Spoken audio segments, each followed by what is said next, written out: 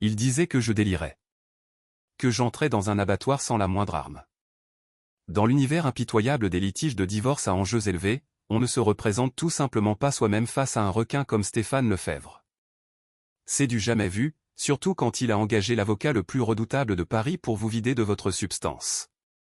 Tout le monde dans la salle 42 du tribunal de grande instance s'attendait à un massacre ce matin-là. Il s'attendait à ce que Manon Dubois pleure, signe les papiers d'une main tremblante et disparaisse dans la pauvreté d'où elle venait. Stéphane, lui, en était certain. Il a même éclaté de rire lorsque je me suis levé. Mais mon mari avait oublié un détail crucial. La personne qui aide à bâtir un empire sait généralement exactement où les cadavres sont enterrés. Ce qui s'est passé au cours des 3 jours suivants n'a pas seulement fait taire son rire.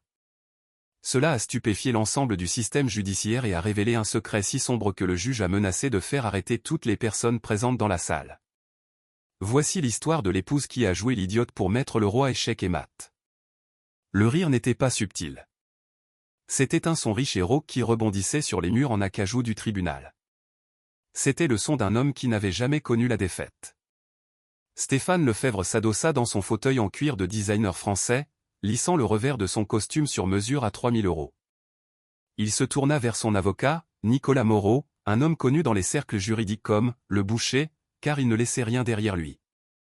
Stéphane chuchota assez fort pour que la moitié de la salle l'entende. « Regarde là, Nicolas. Elle porte cette robe que je lui ai achetée pour un gala de charité il y a 5 ans. C'est pathétique. Elle se croit dans un film. » Nicolas Moreau ne rit pas. C'était un homme aux cheveux argentés et aux yeux comme des éclats de silex.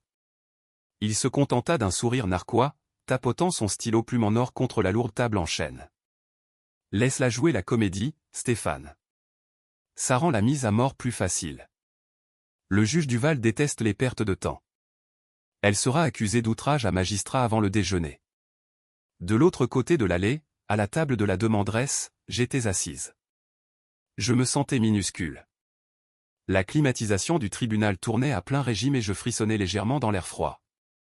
Contrairement à la table de la défense, encombrée d'assistants juridiques, d'ordinateurs portables coûteux et de piles de preuves reliées, ma table était vide, à l'exception d'un unique bloc-notes jaune et d'un gobelet en plastique d'eau tiède. Je gardais la tête baissée.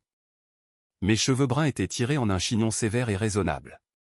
Pour l'observateur occasionnel, je ressemblais à une femme vaincue. Je ressemblais à une femme au foyer qui avait été remplacée par un modèle plus récent, en l'occurrence l'assistante personnelle de Stéphane, Chloé Martin, âgée de 24 ans. « À l'ordre » beugla l'huissier. La lourde porte derrière le banc des juges s'ouvrit et l'honorable juge Pierre Duval entra dans la pièce. Duval était un juriste de la vieille école. Il n'avait aucune patience pour le théâtre et encore moins pour l'incompétence. Il ajusta ses lunettes et regarda le rôle d'audience avec un froncement de sourcils. Affaire numéro 4920. Lefebvre contre Dubois, grommela le juge Duval. Nous sommes ici pour l'audience finale sur la répartition des biens et la prestation compensatoire. Présence. Nicolas Moreau se leva souplement, boutonnant sa veste. Nicolas Moreau, représentant le défendeur, Monsieur Stéphane Lefebvre, votre honneur. Le juge se tourna vers ma table. Et pour la demanderesse ? Je me levai. Ma chaise racla bruyamment le sol, un son strident dans la pièce silencieuse. Stéphane gloussa de nouveau, couvrant sa bouche d'une main bien manucurée. Manon Dubois, votre honneur, dis-je. Ma voix était douce et tremblait légèrement. Me représentant moi-même. Le juge Duval scruta par-dessus ses lunettes. Il laissa échapper un long soupir las qui signalait qu'il redoutait déjà ce procès. Madame Dubois, je vais vous poser la question une seule fois, et je veux que vous écoutiez attentivement. Votre mari est le PDG de Dynamic Sterling. Les biens matrimoniaux en question sont estimés à des dizaines de millions d'euros. Maître Moreau ici présent exerce le droit depuis 30 ans. Êtes-vous absolument certaine de vouloir procéder sans avocat ? Vous apportez un couteau à beurre à une guerre nucléaire, madame. Je n'ai pas les moyens de payer un avocat, votre honneur, dis-je en regardant mes mains. Stéphane m'a coupé l'accès au compte joint il y a 6 mois. Nicolas Moreau se leva d'un bond. Objection, votre honneur. Monsieur Lefebvre a simplement sécurisé les actifs pour empêcher des dépenses futiles. Nous avons offert à Madame Dubois un règlement généreux de 50 000 € pour couvrir sa transition. Elle l'a refusé par dépit. 50 000 euros? Le juge haussa un sourcil. Pour un patrimoine de cette taille? C'est plus que ce qu'elle avait en entrant dans le mariage, dit Moreau doucement. Elle était serveuse quand ils se sont rencontrés, votre honneur. Elle n'a aucune connaissance financière. Nous essayons de protéger le patrimoine. Je vois, dit le juge. Il me regarda. Madame Dubois, je vous conseille vivement de reconsidérer ce règlement. Si vous continuez, vous serez tenu aux mêmes normes qu'un avocat en exercice. Je ne vous tiendrai pas la main. Si vous omettez de faire une objection, une preuve est admise. Si vous omettez de déposer les bonnes requêtes, vous perdez. Comprenez-vous? Je levai les yeux. Pendant une fraction de seconde, la peur dans mes yeux sembla s'évanouir, remplacée par quelque chose de plus froid et de plus dur. Mais ce fut si rapide que Stéphane le manqua. Je comprends, votre honneur, dis-je. Je suis prête. Stéphane se pencha vers Nicolas. Regarde ça. Elle va pleurer dans 10 minutes. Maître Moreau, votre déclaration liminaire, ordonna le juge. Nicolas Moreau se dirigea vers le centre de la pièce. Il n'utilisait pas de notes. C'était un acteur. Votre honneur, commença Nicolas, sa voix de baryton digne de confiance. Cette affaire est simple. C'est une tragédie, oui, mais une tragédie simple. Stéphane Lefebvre est un visionnaire. Il a bâti Dynamic Sterling à partir d'une start-up de garage pour en faire un empire mondial de la logistique. Il travaillait 18 heures par jour. Il a manqué les vacances. Il a tout sacrifié pour le succès de la famille. Nicolas me désigna d'un geste accusateur. Et qu'a fait sa femme? Elle est restée à la maison. Elle a assisté à des déjeuners. Elle a dépensé son argent. Et maintenant que le mariage s'est malheureusement brisé en raison de différends irréconciliables, elle veut la moitié. Elle veut démanteler une entreprise qui emploie des milliers de personnes juste pour financer un style de vie qu'elle n'a rien fait pour mériter. Nous prouverons qu'il existe un contrat de mariage avec clause d'apport, qu'elle prétend avoir perdu, et que ses contributions au mariage étaient négligeables. Nous demandons au tribunal de limiter la prestation compensatoire au minimum légal et d'accorder à M. Lefebvre la pleine rétention des actions de la société. Il s'assit. C'était une ouverture standard et solide. Elle peignait Stéphane en héros travailleur et moi en sensu. Madame Dubois, dit le juge. Votre déclaration liminaire, soyez brève. Je contournai la table. Je ne suis pas allé au pupitre. Je me tenais maladroitement au milieu de l'allée, tenant mon bloc-notes jaune contre ma poitrine comme un bouclier. Mon mari, Stéphane, et moi. Commençai-je, la voix tremblante. Il dit que je n'ai rien fait. Il dit que j'étais juste une serveuse. C'est vrai. J'étais serveuse aux Petits Zinc et à Montmartre quand nous nous sommes rencontrés. Stéphane leva les yeux au ciel. Voilà l'histoire à l'eau de rose, pensa-t-il. Mais je continuai, reprenant mon souffle. La loi dans ce pays parle d'un partenariat. Elle parle de bonne foi. Stéphane vous demande de croire qu'il a bâti Dynamic Sterling seul. Il vous demande de croire que les 50 millions d'euros dans le contrat d'assurance vie n'existent pas. La pièce devint silencieuse. La tête de Nicolas Moreau se redressa brusquement. Stéphane se figea. Quel contrat? Demanda le juge Duval en se penchant en avant. Le contrat d'assurance vie, votre honneur, dis-je, ma voix se stabilisant. Et la société écran aux îles Vierges britanniques enregistrée sous le nom de Blue Ocean Holdings. Et les 3 propriétés commerciales à Bordeaux achetées au nom de son chauffeur, Léo Durand.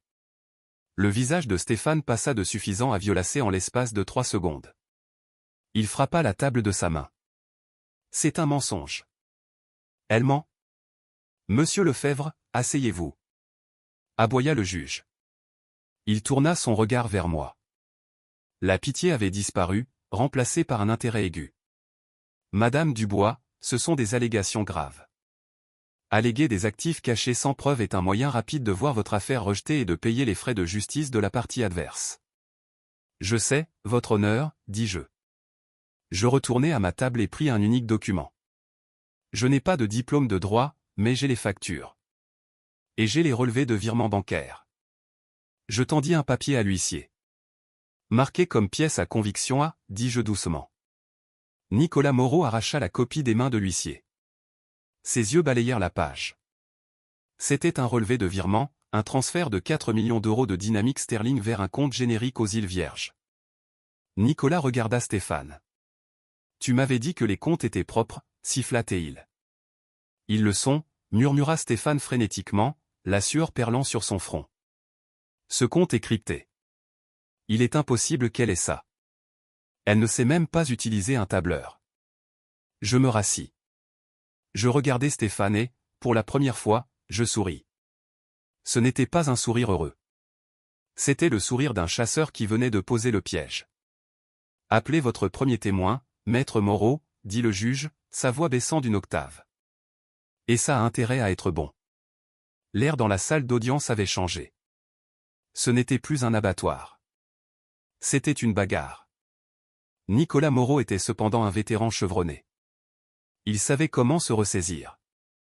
Il fourra le papier dans sa mallette, le rejetant comme un faux ou un malentendu à traiter plus tard. J'appelle monsieur Bruno Dubois à la barre, annonça Nicolas. Bruno Dubois était le directeur financier de Stéphane.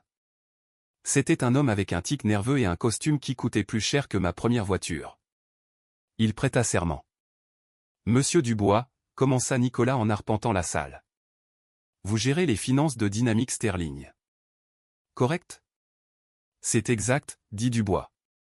Connaissez-vous les affirmations de la demanderesse concernant des actifs cachés aux îles Vierges britanniques ou un contrat d'assurance vie? Je n'ai jamais entendu parler de telles choses, mentit Dubois avec aisance. Nos livres sont audités annuellement. Tout est en règle. Madame Dubois confond probablement les dépenses d'exploitation standard avec je ne sais quelle fantaisie qu'elle a inventée. Merci, dit Nicolas en regardant le juge. Vous voyez, votre honneur, un malentendu sur des finances d'entreprise complexes. Il se tourna vers moi. Votre témoin. Je me levai. Je n'ai pas apporté mon bloc-notes cette fois. Je me suis approché directement de la barre des témoins. J'ai regardé Bruno Dubois dans les yeux. Dubois s'agita sur son siège. Il me connaissait depuis 10 ans. Il venait dîner à Noël. Il savait que je faisais un excellent gratin dauphinois. Il ne savait pas que je savais lire un bilan. Bonjour, Bruno, dis-je. Madame Dubois, hocha-t-il la tête avec raideur. Bruno, vous souvenez-vous du séminaire d'entreprise à Courchevel en 2021? Oui, j'y étais. Vous souvenez-vous m'avoir donné votre ordinateur portable à garder pendant que vous alliez skier parce que vous aviez peur de le laisser dans le coffre de la chambre d'hôtel? Dubois cligna des yeux. C'est possible. Je ne me souviens pas. Moi, je m'en souviens, dis-je. Vous étiez très ivre ce soir-là, Bruno. Vous m'avez dit que le mot de passe était l'anniversaire de votre fille. Le 14 juillet 2012. Objection. Cria Nicolas. Pertinence. J'y viens, votre honneur, dis-je calmement. Bruno, est-il vrai que Dynamique Sterling utilise un logiciel appelé Shadow Ledger pour la comptabilité interne? Le visage de Dubois se vida de sa couleur. C'est un outil standard de l'industrie. Vraiment? Je sortis un papier de ma pile. Parce que j'ai fait quelques recherches. Shadow Ledger est un système de comptabilité en partie double conçu spécifiquement pour tenir 2 jeux de livres. Un pour le fisc et un pour les propriétaires. Est-ce exact? J'invoque mon droit au silence, balbutia Dubois. La salle d'audience halta. Vous ne pouvez pas invoquer votre droit au silence dans un procès de divorce civil concernant une procédure d'entreprise, à moins que vous n'admettiez un crime, monsieur Dubois, gronda le juge Duval. Répondez à la question. Il a cette capacité, murmura Dubois. Je continuai, implacable. La nuit du 14 décembre 2023, juste 3 jours avant que Stéphane ne demande le divorce, avez-vous supervisé un transfert de 6 millions d'euros intitulé honoraires de consultation à une société appelée Orion Group? Stéphane me l'a dit, lâcha Dubois, regardant son patron avec panique. Il a dit que c'était pour une expansion future. Et qui possède Orion Group, Bruno? Je ne sais pas, mentit Dubois. Je me tournai vers le juge. Votre honneur, je voudrais soumettre la pièce à conviction B. Ce sont les statuts de la société Orion Group, enregistrés au Luxembourg. Je plaçai le document sur le rétroprojecteur. Le nom sur l'enregistrement était clair pour tout le monde, Chloé Martin. La salle d'audience éclata. Stéphane enfouit son visage dans ses mains. Chloé Martin était la maîtresse. Ordre. Ordre. Le juge Duval frappa son marteau. Il foudroya Stéphane Lefebvre du regard. Maître Moreau, contrôlez votre client et vos témoins ou je commencerai à émettre des sanctions qui vous feront tourner la tête. Nicolas Moreau regarda Stéphane avec un venin pur. Tu m'as dit que la fille n'était pas impliquée dans les finances, siffla-t-il. Elle ne l'est pas, murmura Stéphane en retour, terrifié. J'ai juste utilisé son nom. Je ne pensais pas que Manon le trouverait. C'est une femme au foyer, Nicolas. Elle tricote. Je retournai à ma table. Je m'assis et pris une gorgée d'eau. Ma main tremblait violemment maintenant. L'adrénaline se dissipait, me laissant nauséeuse. Je regardais Stéphane. Il ne riait plus. Il me regardait avec un mélange de peur et de confusion. Il ressemblait à un homme qui était entré dans sa propre maison et avait trouvé un étranger assis dans son fauteuil. Mais je savais que ce n'était que le début. Exposer l'argent était la partie facile. Le plus difficile était de prouver pourquoi je le méritais. Car Stéphane avait une dernière carte à jouer, une carte qui pouvait détruire ma réputation et me laisser sans rien, peu importe l'argent. Nicolas se leva. Il ajusta sa cravate. Il avait l'air dangereux maintenant. Le sourire narquois avait disparu, remplacé par le regard froid et calculateur d'un prédateur qui avait été blessé. Votre honneur, dit Nicolas, sa voix glaciale. Nous aimerions laisser de côté les finances pour un moment.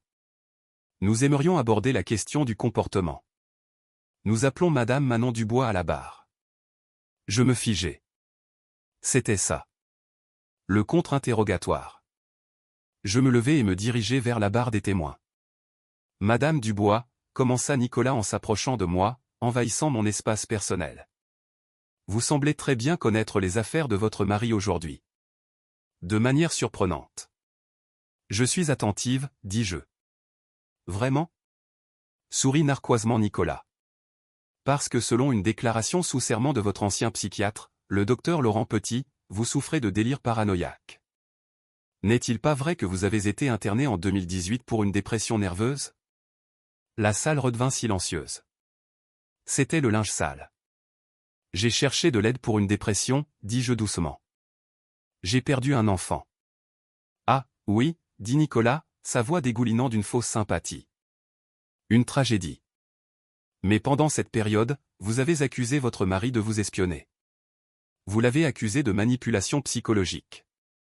Vous étiez sous médicaments, n'est-ce pas? Oui. Et n'est-il pas vrai, se pencha Nicolas, que vous avez l'habitude d'inventer des histoires pour attirer l'attention? Que vous êtes, en termes médicaux, une narratrice peu fiable?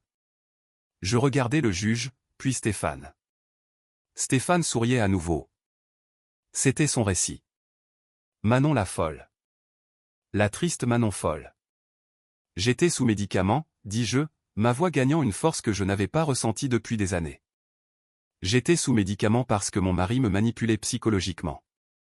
Et ça aussi, je peux le prouver. Nicolas Moreau laissa échapper un petit rire dédaigneux et secoua la tête. Comment?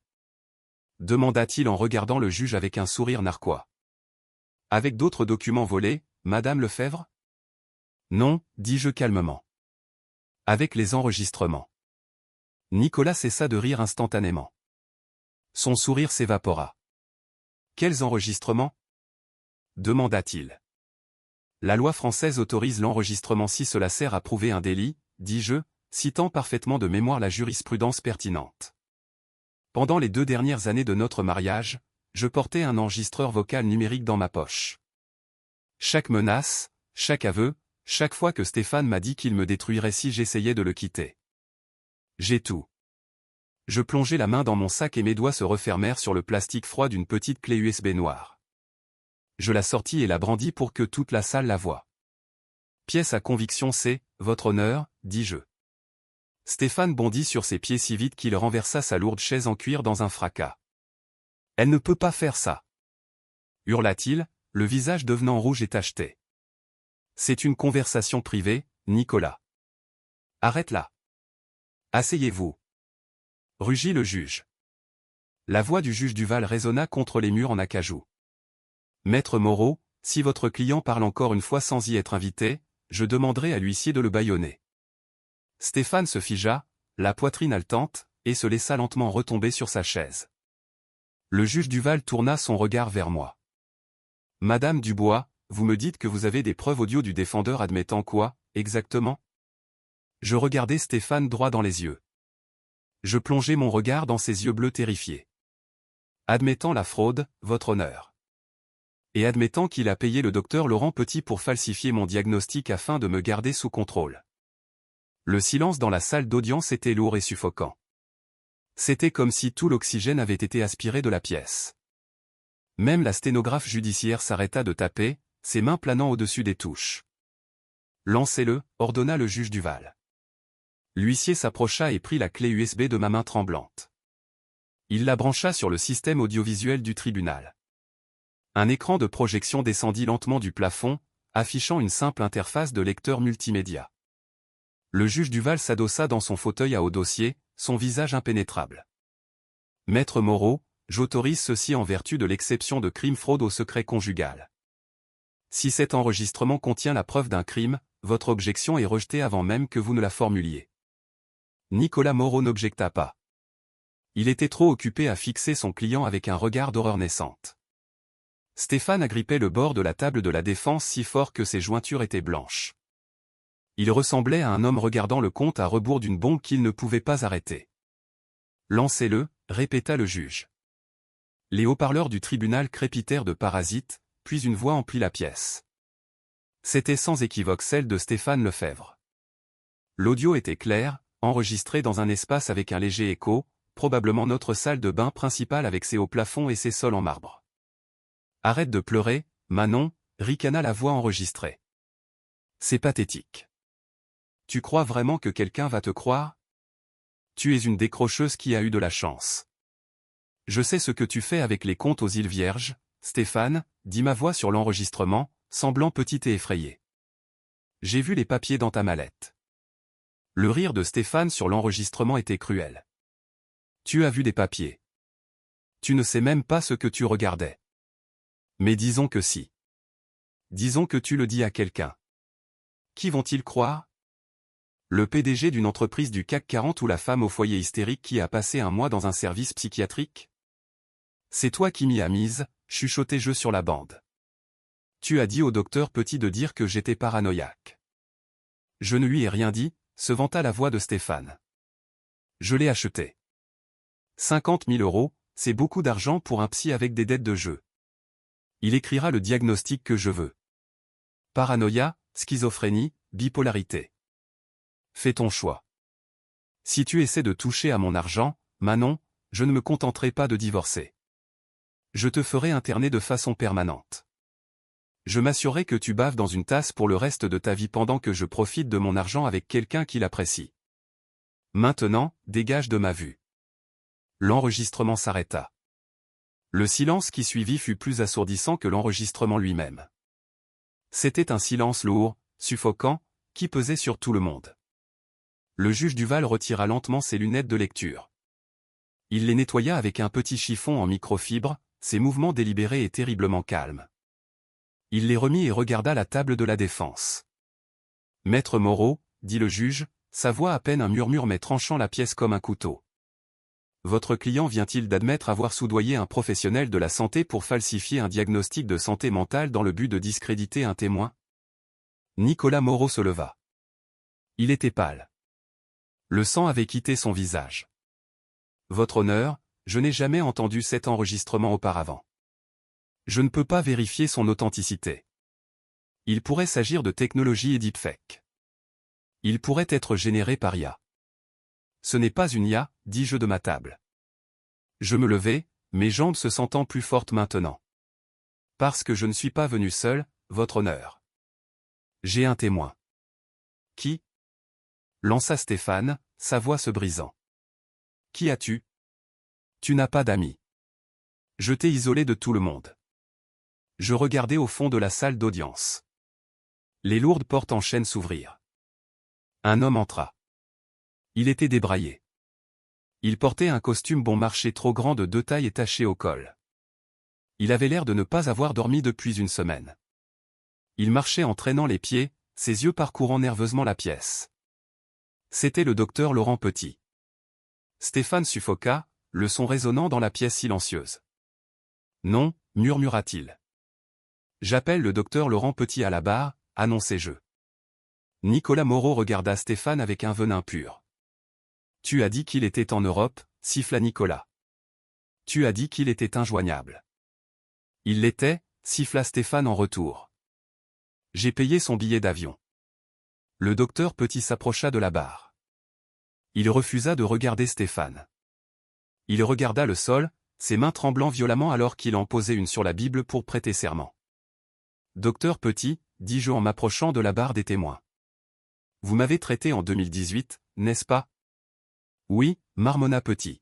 « Et vous avez signé une déclaration sous serment soumise par Maître Moreau ce matin, affirmant que je souffre de graves délires paranoïaques. Cette déclaration est-elle vraie ?» Petit leva les yeux vers le juge. Il regarda l'huissier qui se tenait près de la porte, une main posée sur sa ceinture. Petit déglutit difficilement. « Non », murmura Petit. « Parlez plus fort, docteur. » aboya le juge Duval. « Non. » cria Petit, les larmes montant à ses yeux injectés de sang. « Ce n'est pas vrai. Elle est saine d'esprit. Elle l'a toujours été. J'ai tout inventé. » Le public éclata. Les journalistes tapaient furieusement sur leur téléphone et se chuchotaient des choses. « Pourquoi avez-vous menti, docteur ?» demandai-je doucement. Petit pointa un doigt tremblant vers Stéphane. « Parce qu'il me l'a dit. Il a remboursé mon bookmaker. Je devais 40 000 € à des gens peu recommandables à Monte-Carlo. Stéphane a payé. Il m'a dit de la manipuler. Il m'a dit de prescrire de lourds sédatifs pour qu'elle ait l'air confuse en public. J'avais besoin de l'argent. Je suis désolé, Manon. Je suis tellement désolé. » Objection. Rugit Nicolas, désespéré d'arrêter l'hémorragie. Ce témoin est clairement sous la contrainte. Il n'est pas fiable. La seule contrainte que je vois, Maître Moreau, dit le juge Duval, ses yeux se rétrécissant en fente, c'est le subornation de témoin que votre client vient de commettre. Asseyez-vous avant que je ne vous joigne en tant que co-accusé. Nicolas s'assit lentement. Il déplaça sa chaise de 15 cm loin de Stéphane, mettant une distance physique entre lui et les retombées radioactives. Je regardais mon mari. Stéphane n'était plus le magnate arrogant. Il transpirait, ses cheveux parfaitement gominés commençant à tomber sur son front. Il avait l'air petit. « Je n'ai plus de questions pour ce témoin, dis-je. »« Docteur Petit, » dit le juge d'un ton menaçant, « vous ne devez pas quitter ce bâtiment. L'huissier vous escortera dans une salle d'attente.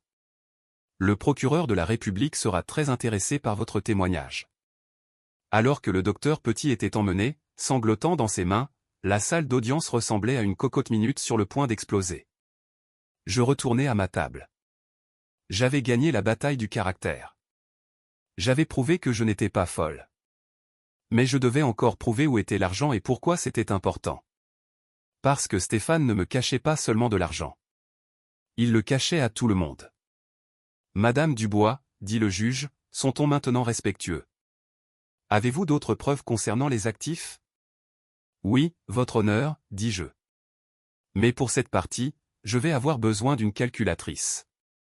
Et je vais avoir besoin que le tribunal examine le plan d'épargne-retraite des employés de Dynamique Sterling. » La tête de Stéphane se redressa brusquement.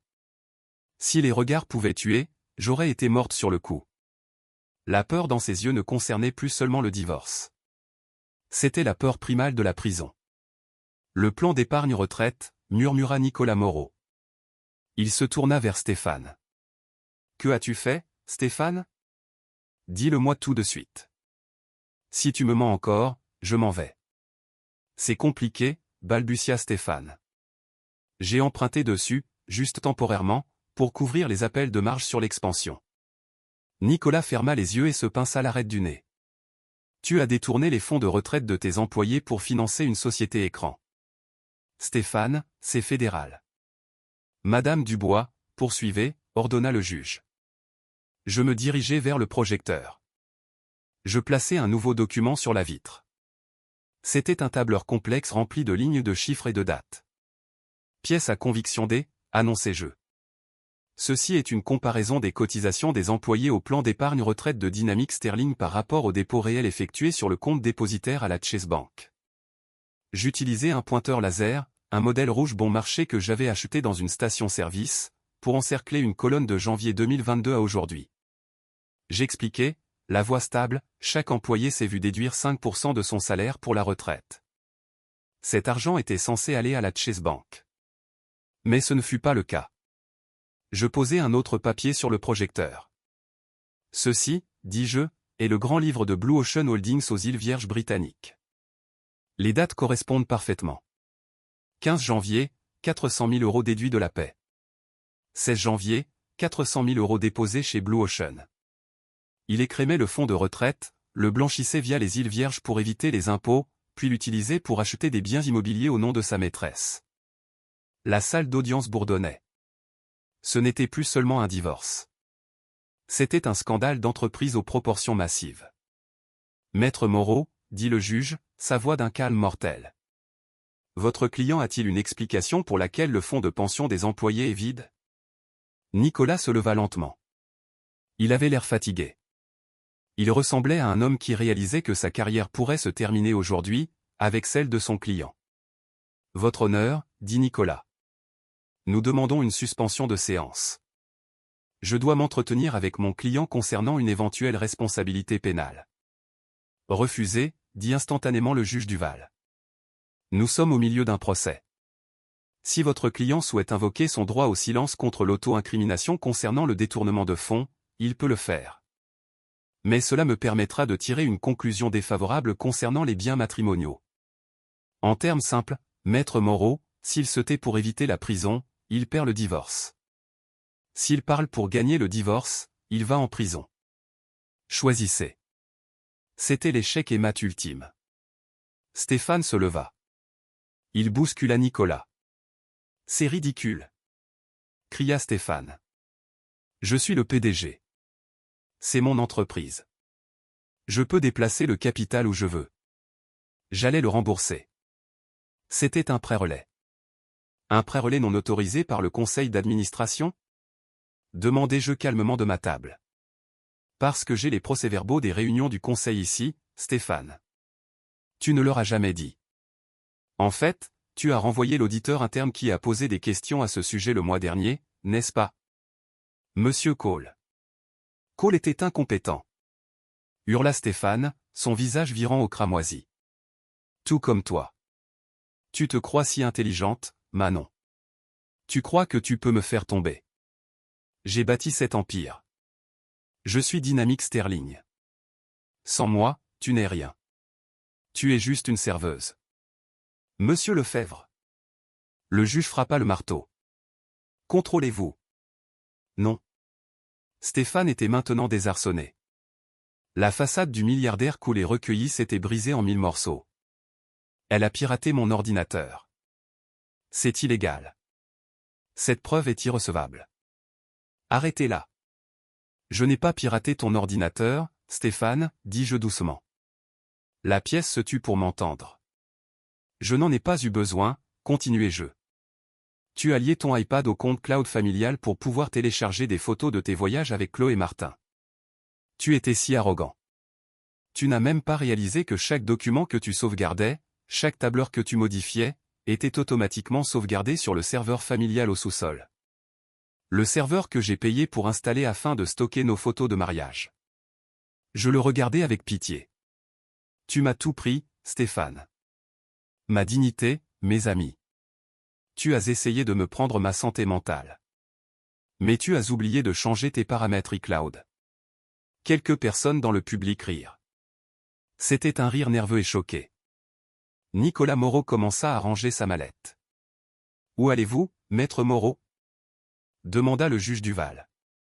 Je me retire en tant que conseil, votre honneur, dit Nicolas, ne regardant pas Stéphane. Mon client m'a menti, m'a impliqué dans une subornation de témoins, et confesse actuellement une fraude électronique fédérale au procès-verbal. Je suis éthiquement tenu de me retirer. Asseyez-vous, Nicolas. Stéphane attrapa le bras de son avocat. Je te paie 1000 € de l'heure. Tu ne pars pas avant que je le dise. Lâche-moi. Gronda Nicolas en le secouant. Maître Moreau, vous resterez jusqu'à la conclusion de cette audience, décida le juge. Mais vous n'êtes pas tenu de commettre d'autres subornations de témoins. Maintenant, Madame Dubois, vous avez prouvé que les actifs existent. Vous avez prouvé les violences conjugales et la fraude. Quelle est votre demande de jugement? Je pris une profonde inspiration. Je regardai le bloc-notes jaune où j'avais écrit ma plaidoirie finale. Je n'en avais pas besoin. Je ne veux pas la moitié, votre honneur, dis-je. Stéphane se figea. Quoi? Je ne veux pas la moitié, répétai-je fermement. Je veux tout. Pour quel motif? Demanda le juge, intrigué. Pour motif de dissipation d'actifs, je citai le précédent juridique. Lorsqu'un conjoint gaspille ou dissimule malicieusement des actifs pour frauder l'autre, le tribunal a le pouvoir discrétionnaire d'attribuer 100% du patrimoine restant à la victime. Stéphane a vidé le fonds de pension. Il a dépensé des millions pour sa maîtresse. Il a caché le reste aux îles Vierges. Si vous lui donnez la moitié, il fuira le pays. Il a un vol réservé pour le Brésil ce soir à 22 h. Je brandis l'impression d'un billet d'avion. Pièce à conviction E. Je dis que Stéphane vérifia frénétiquement ses poches à la recherche de son téléphone. Il avait réservé ce vol il y a 2 heures pendant la pause toilette. Comment l'avait-elle? Mon iCloud, murmura-t-il, horrifié. Il présente un risque de fuite, votre honneur, dis-je. Je demande le contrôle total des actifs liquides restants, la propriété principale du couple, et les actions de Dynamic Sterling à détenir en fiducie afin que je puisse rembourser les employés qu'il a volés. C'était un geste noble. Je ne demandais pas l'argent pour des yachts. Je le demandais pour sauver les travailleurs. Le juge Duval regarda Stéphane. Il regarda les preuves. Il regarda la barre des témoins vide où le docteur Petit s'était assis. Je suis enclin à être d'accord, dit le juge. Monsieur Lefebvre, remettez immédiatement votre passeport à l'huissier. Je l'ai laissé à la maison, mentit Stéphane. Huissier, fouillez-le, ordonna le juge. L'huissier s'avança. Stéphane recula. Ne me touchez pas, cria Stéphane. Il regarda la sortie. Il regarda la fenêtre. C'était un animal piégé. Soudain, les lourdes portes doubles au fond de la salle d'audience s'ouvrirent en grand avec un bruit sec qui fit sursauter tout le monde. Tout le monde se retourna. 6 hommes et femmes en coupe-vent bleu marine avec des lettres jaunes entrèrent. Ils étaient suivis de 2 policiers en uniforme. Les lettres sur les vestes ne disaient pas FBI.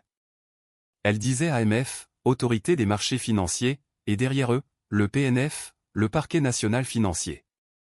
L'agent principal, une grande femme au visage sévère et aux cheveux tirés en un chignon serré, désigna la table de la défense. Stéphane Lefebvre, annonça-t-elle, je suis l'agent spécial Valérie Rousseau. Nous avons un mandat d'arrêt contre vous pour fraude boursière, détournement de fonds et blanchiment d'argent.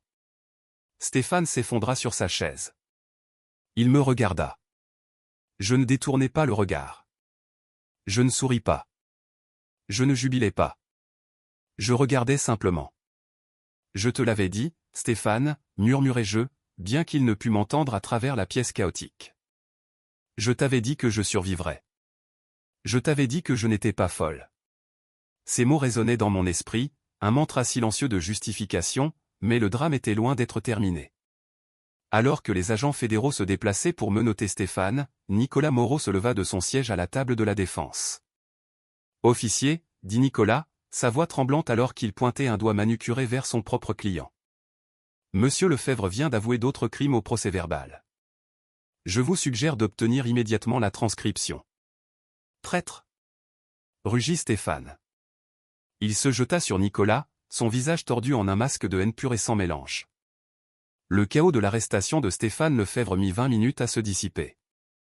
La vue du PDG milliardaire traîné dehors menotté, hurlant des obscénités à son avocat et à sa femme, était le genre de spectacle qui allait dominer le cycle des nouvelles de Paris à Los Angeles pendant des semaines.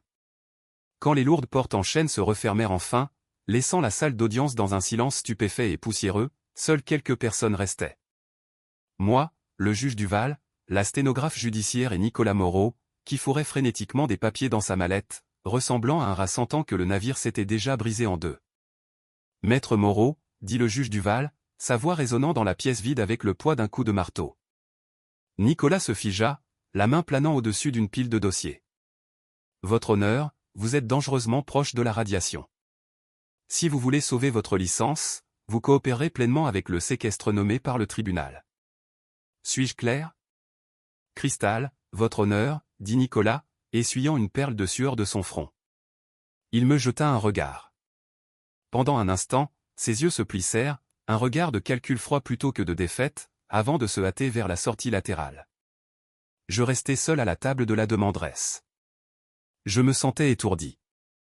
La chute d'adrénaline arrivait et elle allait être brutale. « Madame Lefebvre, ou devrais-je dire mademoiselle Dubois, dit doucement le juge. Je levai les yeux. Oui, votre honneur. Compte tenu de l'inculpation fédérale et du gel des avoirs personnels de monsieur Lefebvre, la société, Dynamique Sterling, est effectivement sans tête. L'action va chuter dès l'ouverture du marché demain matin. Des milliers d'emplois sont en jeu. Je sais, dis-je, ma voix stable malgré le tremblement de mes mains. C'est pourquoi j'ai demandé le contrôle. Le juge Duval hocha lentement la tête. Je vous accorde une tutelle d'urgence sur les actions avec droit de vote détenues par le patrimoine matrimonial. Jusqu'à ce que le divorce soit finalisé ou que le procès pénal se termine, vous êtes l'actionnaire majoritaire. Vous êtes, à toutes fins utiles, la propriétaire de Dynamique Sterling. Il se pencha en avant, son expression grave. Soyez prudente, Manon. Vous venez d'abattre un loup, mais vous êtes sur le point d'entrer dans une fosse aux vipères. Le conseil d'administration ne vous accueillera pas à bras ouverts. Ils essaieront de vous dévorer vivante. Je ramassai mon bloc-notes jaune. Je ne me sentais plus comme la femme tremblante qui était entrée dans cette salle d'audience il y a 3 heures. Qu'ils essaient, dis-je. 2 heures plus tard, une berline haut de gamme noire s'arrêta devant le gratte-ciel de verre étincelant de la Défense.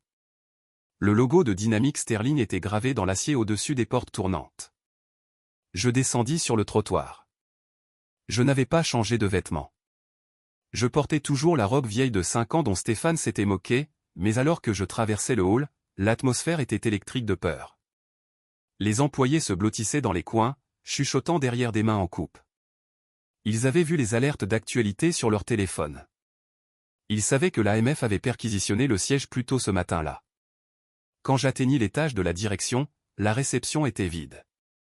La réceptionniste avait fui, craignant probablement d'être arrêtée elle-même. Je me dirigeai directement vers les doubles portes en acajou de la salle du conseil. Je pouvais entendre des cris de l'intérieur. J'ouvris les portes. Autour de l'immense table ovale étaient assis 12 hommes et une femme, le conseil d'administration.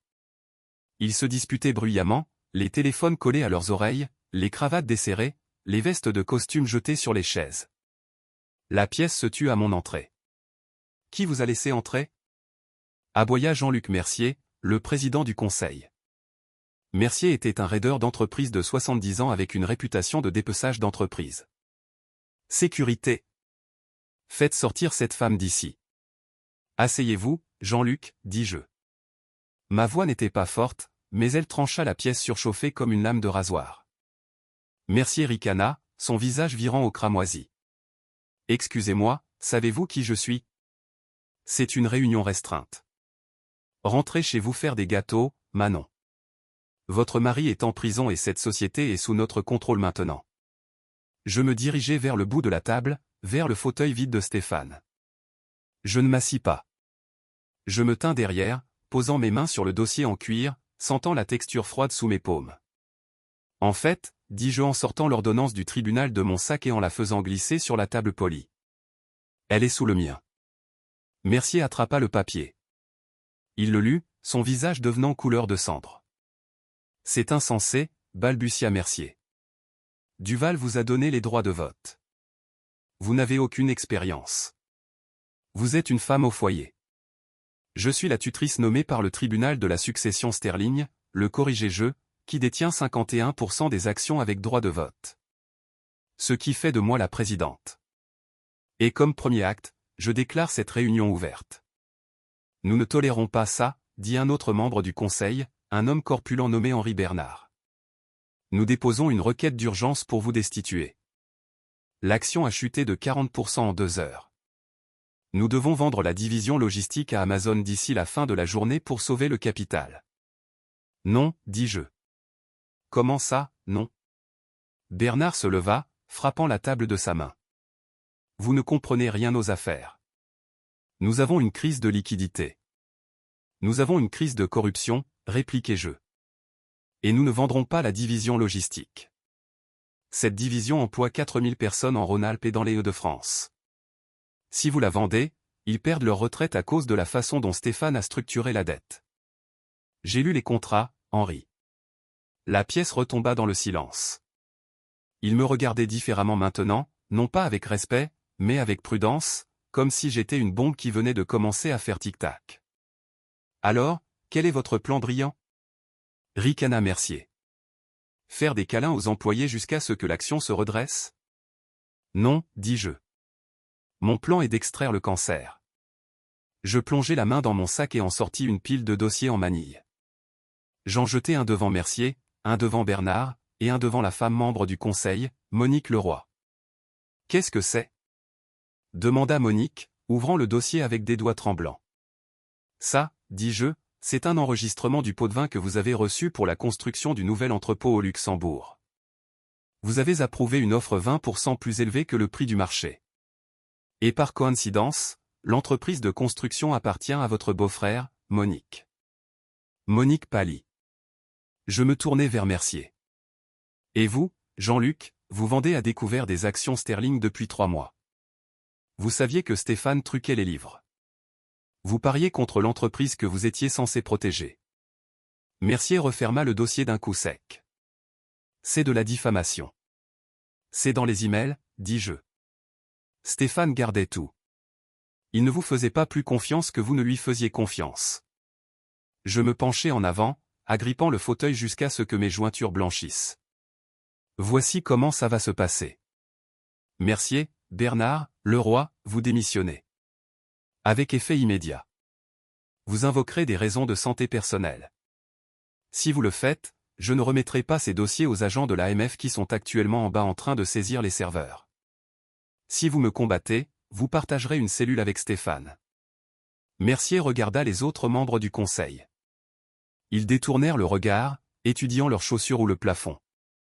Il était seul. Vous êtes une sorcière, siffla Mercier.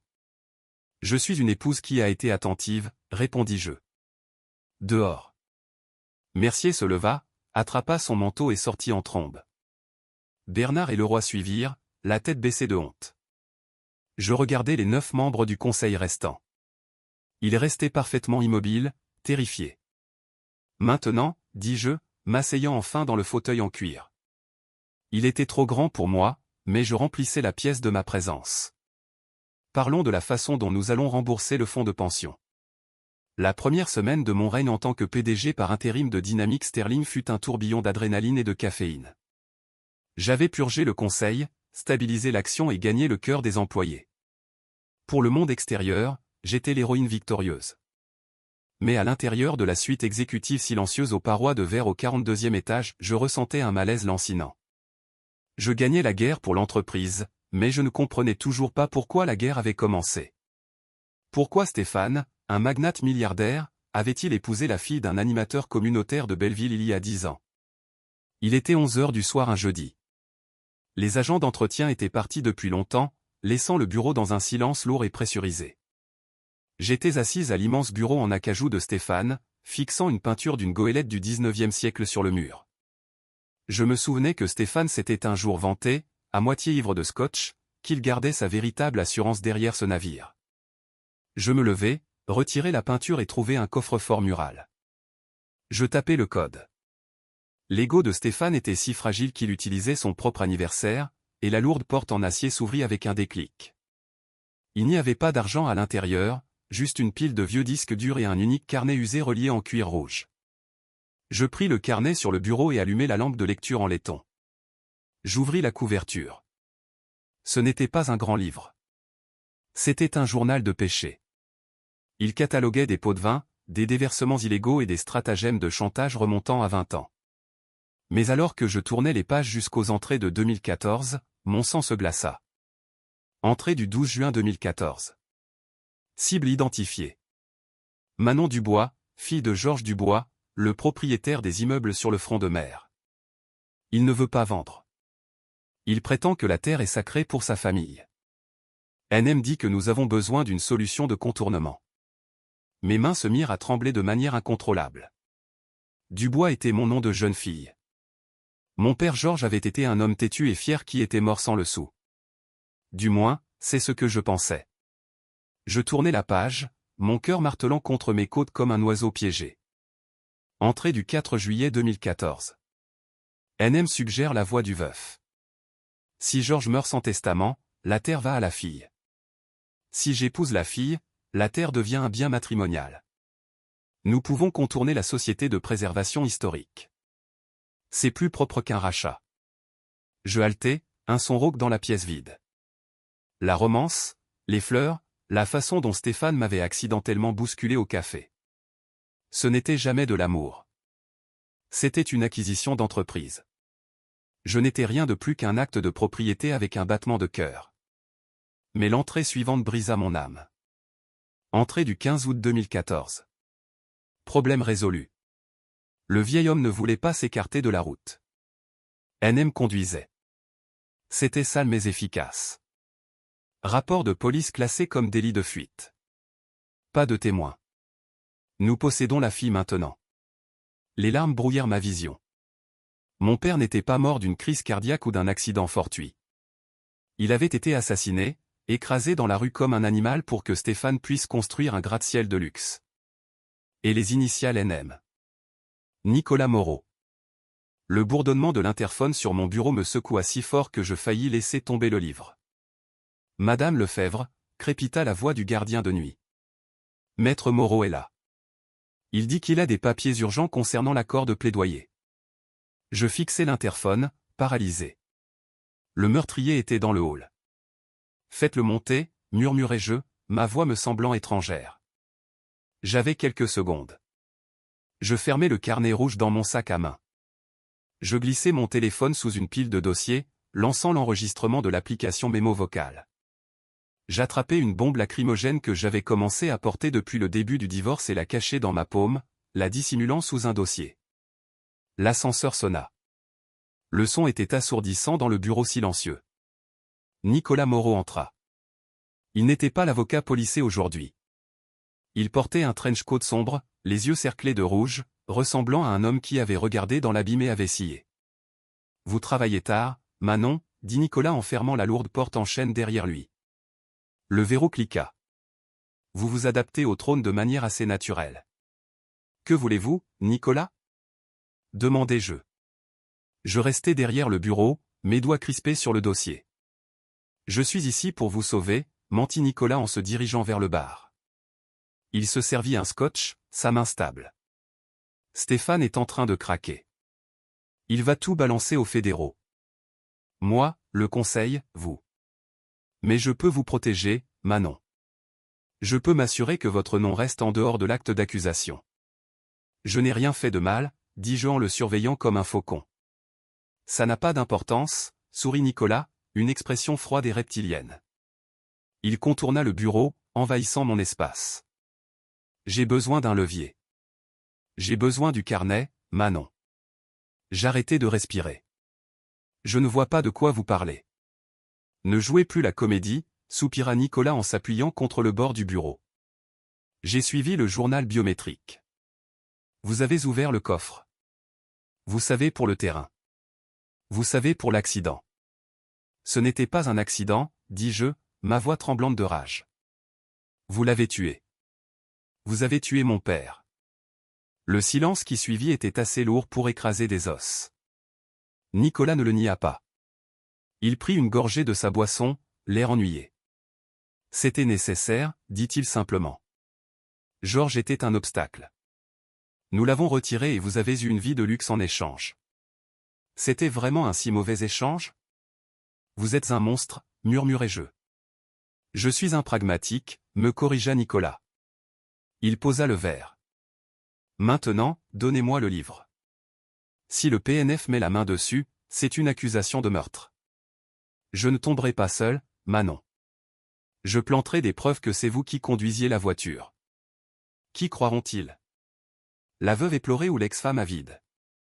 Il tendit la main. Le livre, maintenant. Je regardai la porte. Elle était à 6 mètres. Je regardai Nicolas.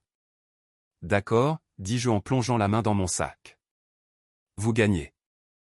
Je sortis le carnet rouge. Les yeux de Nicolas s'illuminèrent de cupidité. Il tendit la main pour le prendre. Je lançai le livre haut dans les airs au-dessus de sa tête. L'instinct de Nicolas prit le dessus. Il se retourna, se jetant pour attraper la preuve avant qu'elle ne touche le sol. Dans cette fraction de seconde, je laissai tomber le dossier, lever la bombe lacrymogène et libérer un jet de feu orange brûlant directement sur son visage. Nicolas hurla, le son primal et terrifiant. Il se griffa les yeux, reculant en trébuchant dans le bar. Le verre se brisa alors qu'il s'écrasait dans les étagères. Je n'hésitai pas. Je ramassai le carnet du sol et filai. Sorcière! Rugit Nicolas, se débattant aveuglément. Tu es morte. Je courus vers l'ascenseur, frappant de la main le bouton d'appel. Allez. Allez. Je pouvais entendre Nicolas trébucher dans le couloir derrière moi, maudissant dans une rage aveugle. Les portes s'ouvrirent. Je me jetai à l'intérieur et appuyai sur le bouton du hall. Alors que la porte se refermait, je vis Nicolas débouler dans le couloir, son visage enflé et rouge, un éclat de verre brisé à la main. Les portes se fermèrent, m'enfermant. Mais alors que l'ascenseur descendait, je savais que le cauchemar n'était pas terminé. J'étais piégé dans un bâtiment avec un tueur, et il n'y avait plus nulle part où se cacher. Les portes de l'ascenseur s'ouvrirent avec un joyeux ding qui semblait obscènement lumineux dans le hall sombre. Je trébuchai dans l'espace caverneux de marbre et de verre. Il était habituellement animé, mais ce soir, c'était une tombe silencieuse. Je courus vers les portes tournantes, mes talons claquant bruyamment sur le sol poli. Je poussai contre le verre lourd. Il ne bougea pas. La panique me serra la gorge. Le protocole de sécurité nocturne. Le bâtiment se verrouillait automatiquement à minuit.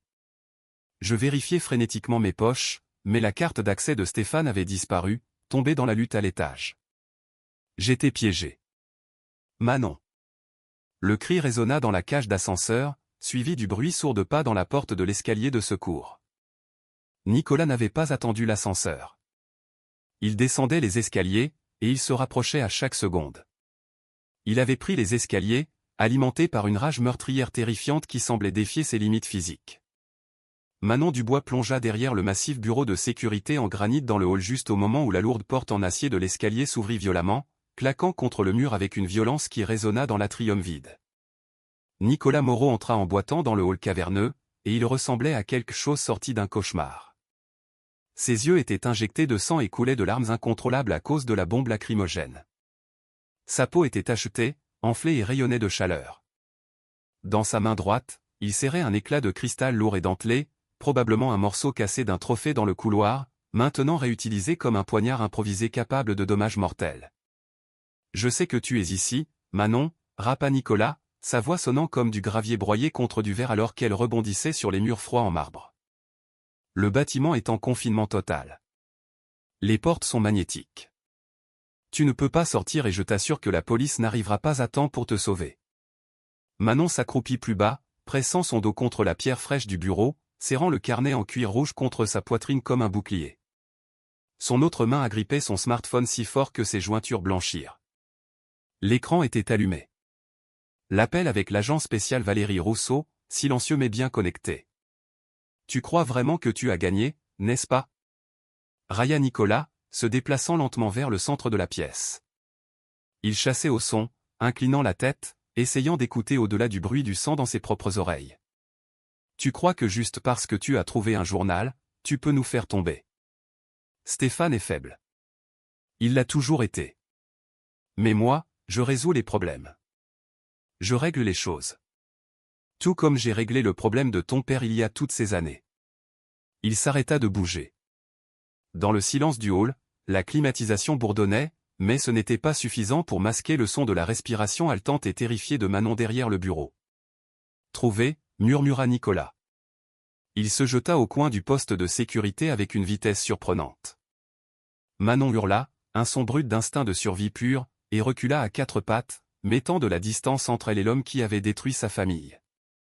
Elle recula vers l'immense fontaine décorative au centre du hall, l'eau cascadant sur ses tuiles d'ardoise.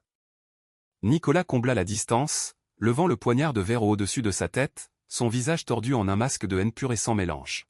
« Donne-moi le livre, Manon, gronda Théil, la salive volant de ses lèvres. « Donne-le-moi maintenant, et je ferai ça vite. » Manon leva les yeux vers l'éclat de verre mortel qui captait les lumières du hall. Elle regarda l'homme qui avait orchestré les plus grandes tragédies de sa vie.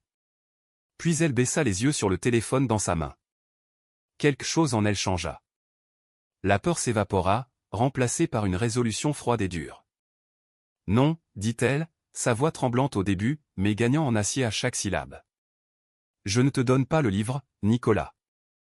Mais je vais te donner un public. » Elle brandit le téléphone, l'écran brillant dans le hall sombre. « Agent Rousseau, avez-vous entendu cette confession ?» Une voix amplifiée et nette coupa le silence, assez forte pour que Nicolas l'entende par-dessus le bruit de l'eau de la fontaine. « Nous avons tout, Madame Dubois. Restez à terre et regardez l'entrée principale. » Nicolas se figea, le bras toujours levé, la confusion obscurcissant ses yeux enflés. Soudain, le monde explosa. Les immenses portes tournantes en verre à l'avant du bâtiment de Dynamics Sterling volèrent en éclats avec un fracas assourdissant alors qu'un camion blindé du GIGN percutait l'entrée, le métal gémissant contre la pierre. Des hommes en équipement tactique lourd envahirent l'ouverture déchiquetée, les faisceaux rouges de leurs viseurs laser coupant la poussière et les débris comme des sabres laser. Agents fédéraux, lâchez l'arme, à terre. Les ordres furent aboyés avec autorité, rebondissant sur les hauts plafonds. Nicolas Moreau se tenait là, clignant des yeux sous les lumières tactiques aveuglantes, l'air petit et pathétique contre le mur des forces de l'ordre. Réalisant que c'était vraiment fini, que son argent et ses relations ne pouvaient pas le sauver de cela. Il laissa tomber l'éclat de verre. Il se brisa sans danger sur le sol en marbre. Il tomba à genoux, levant les mains en signe de défaite. Alors que les officiers l'assaillaient, le menottant et l'entraînant. L'agent spécial Valérie Rousseau traversa calmement les débris, ses talons claquant sur le sol.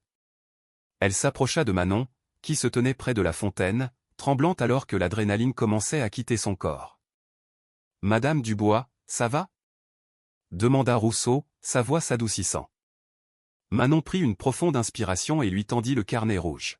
« Tenez, murmura-t-elle, sa voix à peine audible. Le meurtre, la fraude, l'appropriation des terres. Tout est là-dedans. Chaque page. 6 mois plus tard, la chute de l'empire que Stéphane Lefebvre et Nicolas Moreau avaient bâti était absolue et irréversible. Nicolas, dépouillé de toute immunité potentielle en raison des nouvelles preuves accablantes et de sa confession enregistrée, fut accusé de meurtre au premier degré, de racket et de fraude. Il n'alla jamais jusqu'au procès. Il mourut en prison 3 mois après son incarcération, une fin solitaire pour un homme qui pensait posséder le monde. Stéphane Lefebvre, face à une montagne de preuves, accepta un accord de plaidoyer. Il accepta 25 ans dans une prison fédérale. La dernière fois que Manon le vit, il pleurait alors que les huissiers l'emmenaient menotté, son costume coûteux remplacé par une combinaison de prison qui flottait sur sa silhouette. Mais l'histoire se termina exactement là où elle avait commencé, avec la terre. Par une matinée d'automne dorée et fraîche, Manon se tenait à la tête de la table de la salle du conseil dans le gratte-ciel qui l'intimidait autrefois. Les raideurs d'entreprise et les avocats habiles étaient partis. À leur place se trouvaient des chauffeurs de camions aux mains calleuses, des chefs d'équipe en polo et des secrétaires qui avaient fait tourner l'entreprise pendant des décennies. Cette entreprise a été construite sur la terre pour laquelle mon père est mort, leur dit Manon, sa voix claire et forte. Il croyait au travail honnête et à la communauté. À compter d'aujourd'hui, Dynamics Sterling n'est plus une société privée. C'est une coopérative appartenant aux employés. Vous possédez les actions. Vous gardez les bénéfices. La pièce éclata en acclamations, en larmes et en applaudissements, un son bien plus doux que n'importe quelle assemblée d'actionnaires. Manon sortit du bâtiment, l'air d'automne frais contre son visage, et conduisit sa modeste Citroën 2CV jusqu'à un cimetière communal tranquille juste à l'extérieur de la ville. Elle marcha sur les feuilles craquantes jusqu'à ce qu'elle atteigne une pierre tombale simple et bien entretenue. On y lisait « Georges Dubois ». Elle s'agenouilla dans l'herbe, sans se soucier des taches sur son jean. Je l'ai récupéré, papa, murmura-t-elle, plaçant une copie de l'ordonnance du tribunal sur l'herbe à côté d'un bouquet de lys frais. J'ai récupéré la terre. Et je les ai fait payer pour ce qu'ils t'ont fait. Elle se leva, essuyant ses yeux, mais c'étaient des larmes de soulagement, pas de tristesse. Elle n'était plus la serveuse. Elle n'était plus la victime. Elle était Manon Dubois, et elle n'avait jamais été aussi forte. On dit toujours que l'enfer n'a pas de furie comme une femme bafouée. Mais Manon a prouvé que la furie n'est pas toujours bruyante, et elle n'est pas toujours chaotique. Parfois, la vraie furie est organisée. Elle est patiente. Et elle est légale. Stéphane et Nicolas pensaient qu'ils étaient intouchables parce qu'ils avaient de l'argent, du pouvoir et la loi à leur solde. Ils se sont moqués de Manon parce qu'elle n'était qu'une épouse, juste un inconvénient temporaire. Mais ils ont oublié la règle de survie la plus importante. On n'accule jamais, au grand jamais, une femme qui n'a plus rien à perdre. Manon n'a pas seulement gagné un règlement de divorce. Elle a démantelé un empire criminel brique par brique et a exposé un meurtre vieux de plusieurs décennies. Si vous avez apprécié cette histoire de justice servie glacée, veuillez cliquer sur le bouton j'aime. Cela aide vraiment la chaîne à se développer et nous fait savoir que vous voulez plus d'histoires comme celle-ci. N'oubliez pas de vous abonner et d'activer les notifications pour ne jamais manquer le drame. Dites-moi dans les commentaires, pensez-vous que 25 ans était suffisant pour Stéphane ou méritait-il la perpétuité comme Nicolas ?